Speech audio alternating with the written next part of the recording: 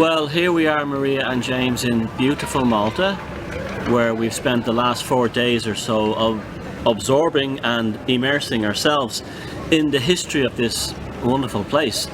Here we are in the capital, Valletta, which is basically a combination of what we've been looking at, which has been history. We've been going back to the very end, but you're absolutely immersed and saturated in history in this amazing country.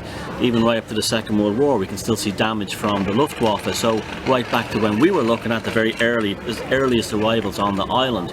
Now, before I ask you the first question, I'm going to answer the first question myself, and the question I'm asking is, how has Malta changed your own work? Has it added to it? Has it changed? Has it solidified anything? Has it validated anything?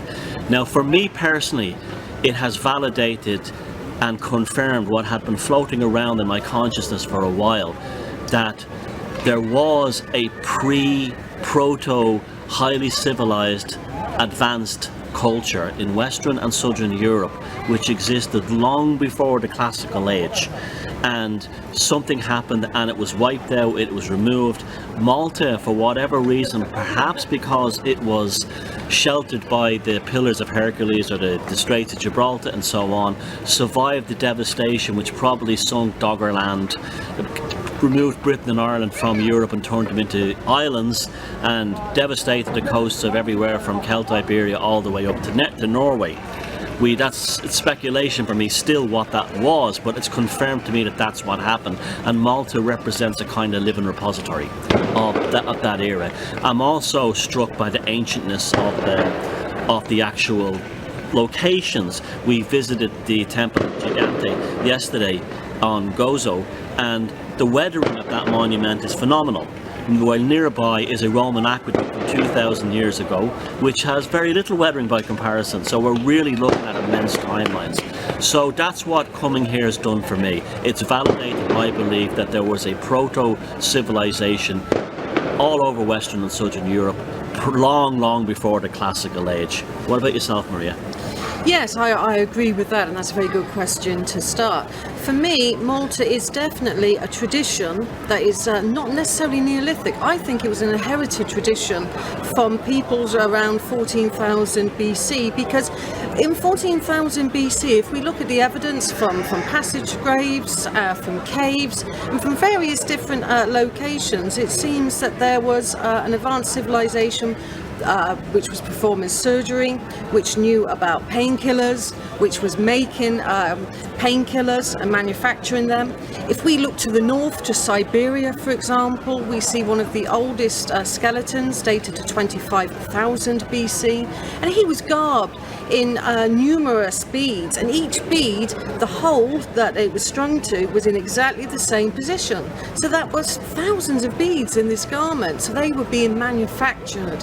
I really do feel that there was some kind of event that happened, and it could have been even before the Ice Age, and that this was an inherited tradition. So I don't see it as a sudden birth in the Neolithic at all, but more of a kind of progressive and a kind of reawakening of ancient arts that were already in place long ago. And for me, as a woman, I really like Malta because it's the land and the home and the heart of the goddess. James, you have an awful lot more experience here compared to myself and Maria. Sure. So you've probably had your validations even changed, perhaps, or further re-entrenched. What effect has it had on you? I'd say Malta drastically changed my outlook on megalithic Europe, and I've been here numerous times, and ironically I actually go through the same mental thought process every time I'm here, and it's changed me in two ways. It's revolutionised what I actually think of megalithic Europe. Even for me, I look at these in a very technical engineering way initially, and Malta's changed that for me because of the art, and I'll talk about that in a moment, but it's also changed what I think of archaeology in Europe, here more than anybody. And I always speak out about the Maltese archaeology and the control of the monuments, the lack of insight, the dissemination of knowledge just seems to stop at Malta, and it seems to be very controlled, and almost sometimes ludicrous theories are thrown out. So I guess my cognition of how archaeology works is, very, very clear, and you just can't speak out about it enough, because we're told how to think, how to behave, and how the past was, and it's just not true 90% of the time. It can't be proven, most of the theories out there, and most of the time you could even question why theories are drawn, and sometimes you can see, but I don't like it. I don't like guesswork and theories that just aren't relevant and giving us a very, very different view of the past when we have evidence to suggest otherwise. So I guess that's what's also drastically changed.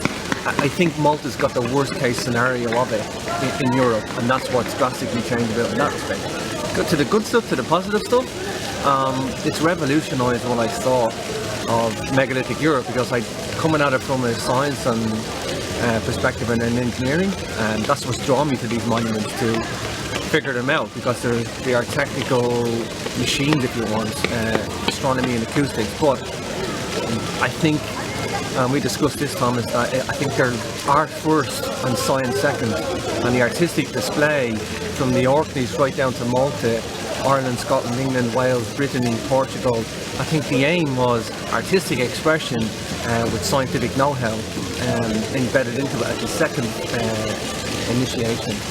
So, that's revolutionary for me, and that's what's changed me, and Malta's done that, because the art in Malta, okay, we've got the spirals in the Orkneys and Newgrange and Malta, and there's all that going on too, but there's more expressionism of human figurines, and more refinement, more refined art as well. And whether it's small statuettes or large, or the display of animals, and it's just so much more artistic, and you can see it's even within their own culture. It was revolutionary, and I think we've also discussed, Thomas, that Orkneys was its own entity. It was its own artistic display, as was Newgrange, the Boyne Valley culture.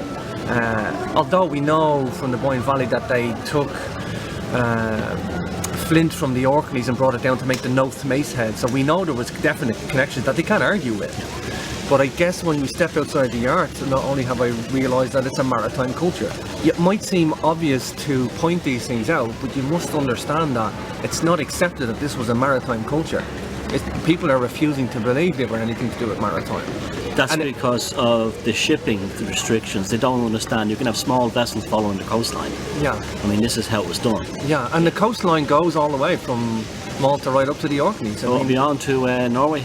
Yeah, I mean, you sail out to the Straits of Gibraltar, you can follow the coastway all the line, you will see Britain from the mainland of France, you can see Scotland from the mainland of Ireland, or vice versa, back the other way. And you can see You can see Brittany from England. So whether they went a long way or short way, you can see the islands from each other. Yeah. Sorry. And just to say, I mean, when you see Tarjan Temple, you have boats and rafts displayed on the walls, and you still have archaeology turning around saying they lived near the sea because they had a rich source of fish. And it's like the most ludicrous dispelling of what these guys wear and who they wear, and I just think I can't drive it home enough for the maritime culture, because it's not generally accepted, and the art too, for that matter. Well, that's a prejudice in history that's gone back a long time. A prejudice, yeah. Yeah, because they want to have the great age of seafaring to begin with the Portuguese, Spanish and the English, with Magellan and so on, and all these people. And yes, they were tremendously forwards in technology by those nations, but that's not necessarily the same thing as seafaring. You can still have a very complex seafaring culture by adhering to the coastlines, and you don't get lost that way. You can navigate by science, as well as you don't have to go too deep into the ocean. This prejudice went right back to the Vikings even. No one wanted to believe they crossed the Atlantic and got to North America simply because they were not from the golden age of seafaring. I agree with both of you what you just said back then. Maria, what you said about the feminine aspect of this island and the megaliths here, absolutely 100%. I got that impression too. The forms, not only the actual artwork found in them, but the forms and the shape of the actual floor plans and footprints of the monuments, to me, were very feminine. They were very built. And they just felt, I can't explain it. Where maybe Ireland, you were saying Ireland and Celt Iberia, like the ones in Portugal and Spain, Galicia, are very similar to the ones in Ireland, where the ones here are very similar to Orkney, and they've even found the goddess Venus statue. So I completely agree with that. And the floor plans were laid out to what was used in Europe, and especially in England, in the stone circles, and that was the megalithic foot, 2.72 feet. And just to mention about ports, there was a large port found south of Stonehenge called Christchurch, a Neolithic and later used Bronze Age port. And not only that, this port led from a road right the way to Stonehenge. And when I talk about a road, I don't mean a lane, I don't mean a ridgeway. The roads that they have found in southern England are the size of an A road in England. So this was a huge network, not just from Malta, not just from France, Brittany, but a whole European. And I think it could go even further than that. I think what united the ancient world was, you've talked about art, you've talked about seafaring, it was the people. I think this tradition, whether it's the megalithic yard or whatever, there was a common premise throughout the ancient world, which we have lost today through religion and segregation. Yeah, the Roman and the roads thing is the biggest lie of all. In Ireland, we have the Escar Riada, which goes from Tara over Clonmacnoise and onto Galway, and we had there was roads all over the place. They were just built of renewable materials like such as wood, or they were built upon escarpments where they were above ground for safety reasons. The Romans built in a straight line. That's another prejudice. And they did in Stonehenge. They did not follow the ridgeways. There was ridgeways there. These are roads that are underneath the ground, and more than that, they were paved. And also with the ports, you have to remember, because the sea levels have rose, we know that from Doggerland, the ports would be now buried out to sea somewhere. Yeah. So we can't. That's why we don't see them. They're under the oceans. Now, what you were saying about the prejudice, it's the worst here of anywhere. They really do portray, because they have almost a gluttony of history here, the phenomenal ruins. Megalithic thought, please. Yes, exactly. Let's keep it down. And they do look like that. They look like monkeys in the monkey men putting up little stones and haphazard Simpsons type characters in the animal skins. I thought it was bad in Britain and Ireland. Here it's outrageous how bad it is. And it's a level of sophistication, these monuments. It's equal to our own, without the trappings of materialism, without the trappings of our modern knowledge, and our modern science. These guys were comparable to us. Yeah, and those bangs are not the Maltese thought police shooting at us. But when you guys are describing roads, it draws me back to something that has the allure of mystery to me. What I try to do is I look at as many different countries and megalithic monuments, and I look at the wider complexity and the wider problem of megaliths in Europe. And I would personally love to see, it's not impossible, but I would love to see somebody scale how many monuments exactly there were, full list, how many man hours it took, estimate roughly, and then scale the megalithic culture, who they were, scale what they did and how many peoples they were, because it was comparable in size to the Romans. The only difference is Romans left monstrosities of buildings, and they were, engineers, and people call them a civilization, whereas the megalithic were a culture, but they were comparable in size. They just weren't a military force, so we don't think of them as a civilization. But they dominated so many countries in Europe with so many monuments, and you're talking infrastructures, coastal seaways, roads, the scale of logistics of transporting materials, their science, their technology. And they were oral and artistic traditions. They did not write anything down like the Greeks and the Romans and the Babylonians. And that was another aspect too.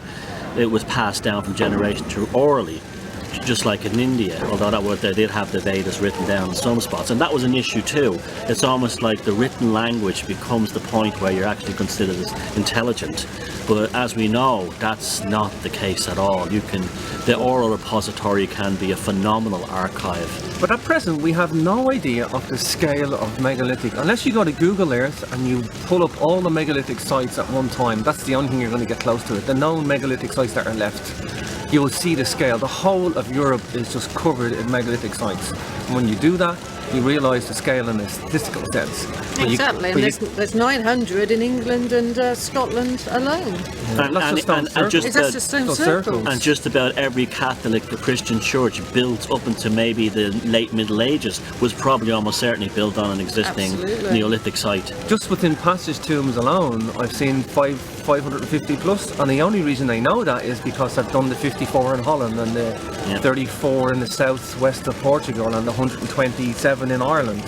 And yes, they're in various states of decay, and you just add up those numbers roughly, it's in excess of 550. Yeah, in clusters, you're not going around one site every day for 550 days.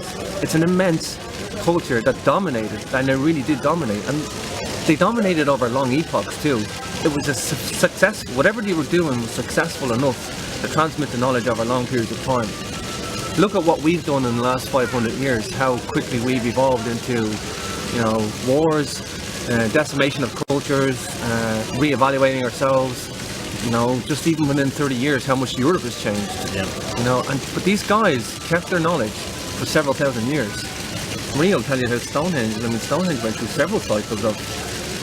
Absolutely, and I think it's sometimes easy to lose sight of the people because of the fantastic monuments that they left behind. And we need to look at the people because, like Thomas has said, they are portrayed as these ghastly monkey-type people. But they had a healthcare system in place. They really did, because the evidence is coming out of the passage graves now. They're being re-evaluated at places like the British Museum. And like I pointed out, you had perfect dentistry with a drilled cavity removed from a Neolithic tooth that, when it was compared to a modern day tooth, they were identical. That isn't progression through the European in thousands of years. They had that in place then. So that has been completely overlooked by anthropologists and archaeologists alike. We saw a Neolithic skull yesterday in the museum in Gozo, and it was actually had better teeth than a modern person. Yeah. They were incredibly healthy. And in fact, the Mesolithic, if we go back earlier than the Neolithic, the Mesolithic people had even better teeth. They chewed gum for oral hygiene, and they had toothpicks. So the actual Neolithic teeth were worse than their predecessors, the Mesolithic. And again, you wouldn't think that. You think it should be getting better and better. But it doesn't in the ancient world. And if you go back even further, there is more evidence of good dentistry care. So, this is why I think we've lost sight of the timeline. I have to agree with that, and also we are not as strong as they were. They were incredibly strong, it seems to me. That they had great physical strength. It's been shown anyway they had. So we have been since the so-called dawn of civilization, the Greco-Roman, out of Babylon world, we've actually been devolving. We're actually going the other direction in terms of our, shall we say, humanity, maybe that's the price we paid for our technology, our politics, our economics, is that we have actually, as beings ourselves, have paid the price and actually suffered as a result. I want to talk now about my personal highlight of the tour. Well, highlight of highlights, right? It was all highlights, but the one that I have not been at when I go to sleep at night, this is the last thing I think of, and the first thing I think of when I wake up in the morning since I visited is the Hypogeum.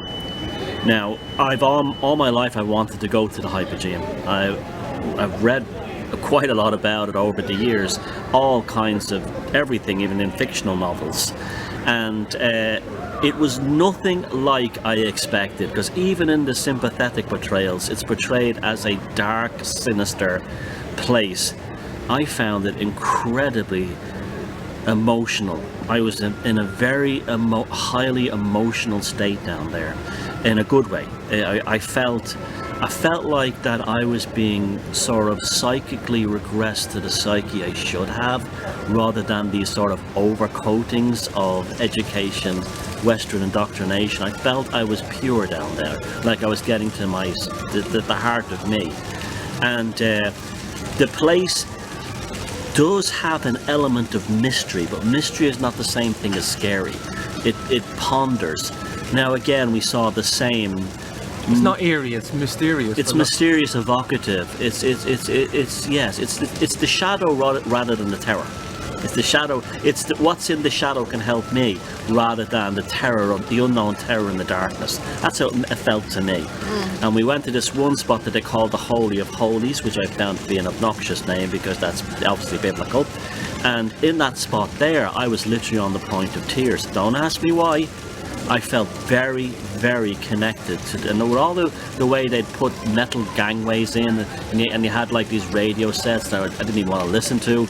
But with all that technology there, I still felt very, very connected to the people. And I think the Hypogeum, to me, I've been thinking about it, what it is, and I still believe there's much, much more down below there. Much, much more. And I'd like to hear your theories on that. I'll start with James first. Well, going back to your first question, that's every time I'm coming here, I'm always going to the Hypogeum, and you don't really need to see it the second time or third time, really. I mean, seeing it once would be enough, but I go for that reason because of what it does to me in a personal sense. Because I look at the achievement, not in a technical engineering way, but the achievement of the mindset and the emotions of the people behind it, because it was an emotional thing for them to do that. They were burying their ancestors down in there. That was the place. They didn't put the remains of their dead in the temples. They had them in a special dedicated place known as the Hypogeum. And there's actually several of these, the Hypogeia, plural. Zara Circle is a Hypogeum on Gozo, right beside Gigantia.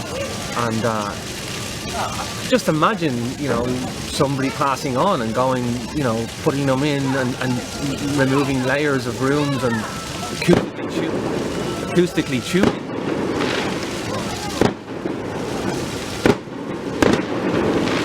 You don't want me to speak there. There must be a festival. I think it was the year of the monkey being celebrated in the Chinese lanterns.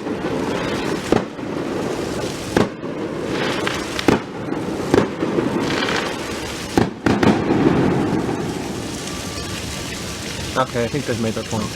But so every time I go and I go back to the first question. I go into the same mode and the same mindset, and I listen to that same audio track playing over and over again of their obnoxious interpretation of the whole thing, and it just reinforces it for me.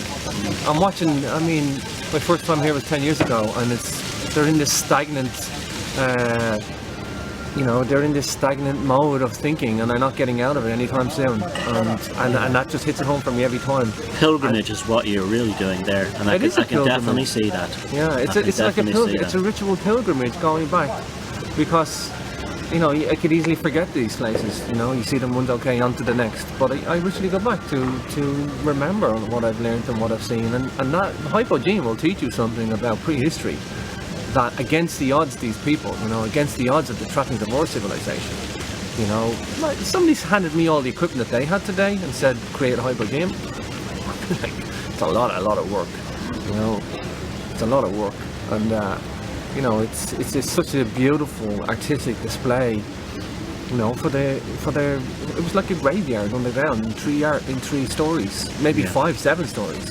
But then acoustically tuning it so that they could go in a ritual sense, where it looks like they were having topic phenomena on the ceilings. Maybe they were just, going into the trance state and saying goodbye to somebody.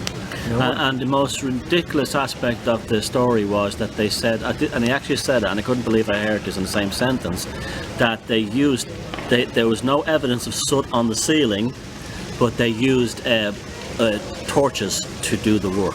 So there's no, it's ridiculous. They completely contradicted themselves because they haven't got a clue. And it definitely, to me, that was a place not of death. It was not an acropolis. It was a place of life. Maria, I want you to tell me on the Velocity of Now here about because I've never had this subject ever covered on the show, but there was a sense of, even though you have no water down there other than condensation, there's a sense of the aquatic at the bottom of water. I felt that very much, and you're quite an expert on water tables. Can you just elaborate how water might have been a central aspect of the Hypogeum? Yes, Malta is built upon limestone. You have a layer of obviously soil, and then you'll go down, and then you'll go down towards green sands, then you become to a layer of limestone, then you have clay, then you have more limestone. So it's like, lots of different layers. And limestone, like chalk, is very porous. So any water that falls from the sky will get absorbed in the water table, and the water table can fluctuate. It can go up hills, and it can do quite strange things, a water table. So I think at the at lots of monuments that's built on chalk and limestone, that they could have hit the water table, and the Hypogeum, I think, was partly water. I mean, when we think about it, water is holy. You've got the Ganges in the river, water in Christian rites. Water is the living life force. It's a feminine element as well, like earth is a feminine element compared to air and fire. So I think that they could easily have bored down in limestone and created a very watery arena within this area. And I did notice the level of the water table at one monument, and it's not that far down. And I do feel that the ancients would have made even more drama than these places as well. And also for me, the Hypogeum was one of my favourite places because it took me from the ordinary world of the sky, the world of the air, the world of people, to deep within the womb of Gaia, into stillness, into ourselves as well. So I think these places take you away from the outside and draw your energies back in. And it really does have a spirit of place that I suggest to people to come to Malta to experience these places. And look what it did to us in just 1 hour. What if we had 2 hours there, 3 hours there, 4 hours there? Overnight. Overnight, exactly. James, anything you want to add that I haven't covered that you'd like to talk about? Yeah, come visit Malta for starters, and get involved. And I just think it's a wonderful place to come, easy to navigate, so much mystery, and if you're into all sorts, the history never stops here. It's a wonderful place. The people are beautiful, and it's an intoxicating in terms of historical and self-learning, and it's just a tremendous value when you're here too. Tremendous value as well, and it teaches you something about cultures. It teaches something about all cultures, and how not just in megalithic sense, but how we dominate a previous culture and we change it, because who didn't come to Malta? It's a successful example of a multicultural society. Yeah. You have North Africans, Italians, and other people all together, and the English, and all together, and they've created a very beautiful hybrid culture that's friendly, open, and accessible. Well, the Romans, the Greeks, the Carthaginians, the Phoenicians, who didn't come to Malta? And they all had a go at it. Yeah. And it's like I say, the history never stopped, and it just shows you what one culture does to another, and it imposes its values on that culture. It doesn't have any meaning. You can impose whatever you want on anybody. It doesn't mean anything. And if you just look at the data for what it is, come yourself, look at the data for what it is. Don't take my word on it. Come and investigate these monuments for yourself, and come with an open mind. Exactly. For me, it is the experience of these ancient sites. It's the spirit of place, and Malta is alchemic. It will change you. Come here. I agree with that. Now, Maria, before we go, where can people find you, your work? What do you have? Anything coming up in terms of books or conferences that people should know about? I'll put the links in the description of the video. Yeah, you can visit my website. It's the aveburyexperience.co.uk. So, go to the website. I have various books about elongated skulls, dowsing, how to find energies, ancient sites, and I have an events page which will be listing the conferences that I'm speaking at this year. And what's the website again? www.theaveburyexperience.co.uk. Great. And James, you? My personal website is jamesswagger.com. You'll find the links to my radio and TV stuff there, which is capricornradio.com, Capricorn members. And I've just launched the 2 new websites for the megalithic documentary. That's megalithicodyssey.com. And if you subscribe there for the newsletter, the first 300 people will get access to the free online premiere. So I've capped it at 300, and that'll be out hopefully very early May. And you can catch the pilot premiere there if you sign up for the newsletter. And there's also megalithic.tv for the production. And the signing up for the newsletters on the website? Yeah, it's on the homepage. So sign up there, megalithicodyssey.com. And Maria? Yes, and we're about to launch esotericcollege.com where people can learn about dowsing, past life regression, tarot and soul star astrology. It's going to be one of the biggest independent learning facilities online. And also all of my courses come with a certificate which is affiliated to the Association of British Correspondence Colleges. So there you go, folks. Maria Wheatley and James Swagger here live in Malta in Valletta, and the megalithic magical mystery tour continues. Thank you, guys. Thank you, Thomas.